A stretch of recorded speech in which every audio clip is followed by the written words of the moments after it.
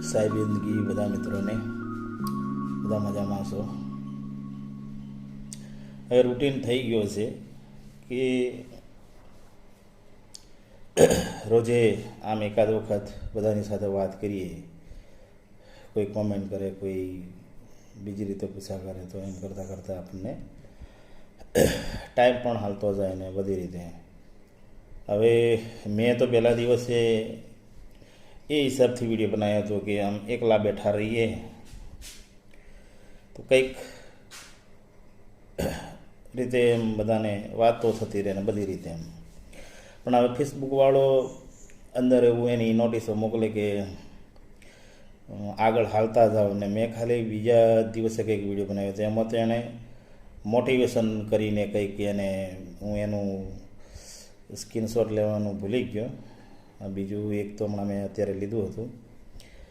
અને આપણે એટલા બધા કંઈ આમ આપણી રીતે બરાબર છીએ, બરાબર, કેમ કે અત્યારે પરિસ્થિતિ અને જમાનાની હિસાબમાં કહેવા માટે જઈએ તો એવું થાય, એવું કહેવાય કે તમારી અંદર તમે ગમે એવી મુશ્કેલીનો યા સંઘર્ષનો સામનો કરી રહ્યા હોય, કે તમારી અંદર ભીતરમાં ગમે એવું કોઈ કહેવાય ને કે પરિસ્થિતિ હોય, યા એ કોઈ પણ એવી પરિસ્થિતિમાં તમે ગુજરતા હોય, તો એને ભીતરમાં જ રાખીને બહાર દુનિયાના માટે તમે એમ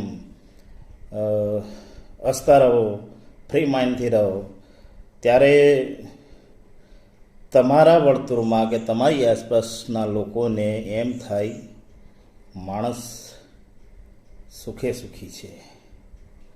બાકી તમે થોડુંક એને એમ ખબર પડવા દો કે માણસ દુઃખી છે, કે માણસ કંઈક પરિસ્થિતિમાં ફસાયો છે, તો અમુકને એની મજા આવે.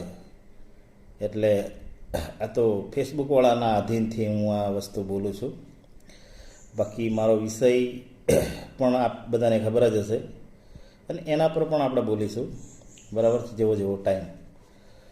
અને બે ચાર મિત્રોને એવું કહેવું હતું કે કાલે વાત થઈ હતી અમારે, જે લંગોટિયા મિત્ર કહેવાય, દોસ્ત કહેવાય, કે તમે આમ ભલે નાની એવી મંડળીમાં કે દેશી ભજન ગાતા હોય તો એકાદ બે આમ ક્યારેક ક્યારેક ભજન ગાવો. મેં કીધું સારું, હવે અહીંયા વાતાવરણ તો જોવા જઈએ તો ખૂબ અત્યારે જ સારું હોય છે, એનો પણ ટ્રાય કરીશું, બરાબર. અને વિડીયો પણ લાંબો થઈ જશે એટલે બધાને સાહેબાનગી.